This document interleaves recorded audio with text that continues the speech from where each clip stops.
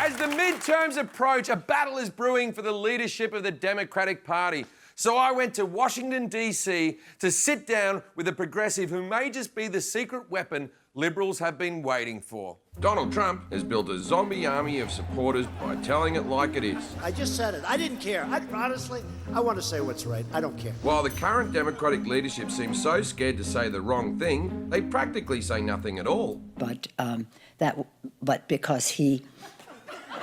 Democrats desperately need new blood, and there's one hip, up-and-coming progressive who's been turning some heads. 72-year-old Congresswoman Barbara Lee. She's in the Congressional Black Caucus, Progressive Caucus, Pro-Choice Caucus, LGBT Caucus. She knows Bono, the HIV/AIDS Healthcare Task Force, and of course the Asian Pacific American Caucus. If you look up the term woke in the dictionary, you'll see her picture next to it. Really? She's credited with coining the term. And she might just make history. Congresswoman Barbara Lee is jumping into the race to become the first African-American woman to hold a House leadership post. So I travelled to Washington, D.C. and got Barbara Lee to take a break to talk with me. First of all, your button. Can you tell me a bit about that? We have to constantly stay woke because we have someone in the White House who is trying to destroy our democracy. Plus, he's just a bit of an asshole with the way he tweets. I don't understand him at all.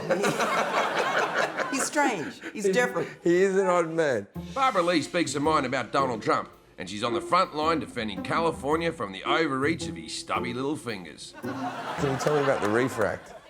The Reefer Act. Yeah. The Refer Act. Ah, the Refer Act. We in California have passed recreational and medicinal, so the federal government needs to stay out of our business. I wasn't far off, right? And so we're saying... Why don't you call it the Reefer Act? That's a lot more fun. If you smoke, it's reefer. If you don't, it's refer. Or have we seen an increase in drug-related problems? There's been no increase in crimes. Plus, also, the sale of Doritos must have gone through the roof now.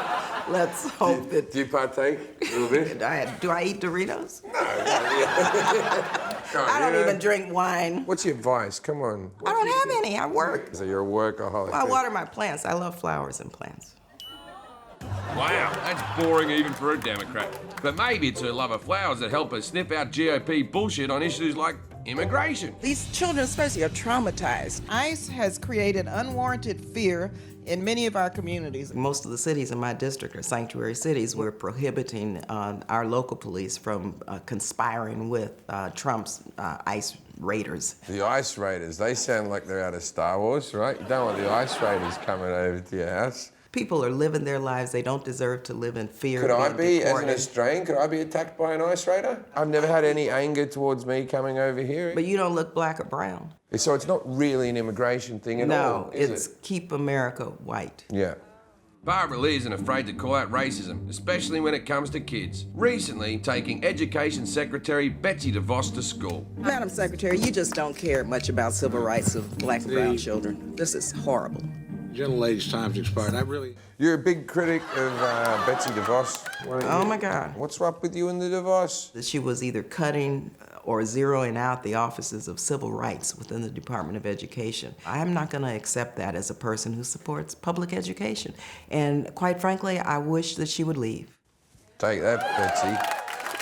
What's your opinion on sex education in our schools? Our young people need to know how to prevent unwanted pregnancies. And this administration has taken us backwards. I never had sex education. My mother was the substitute teacher. I just walked in one day. This is true.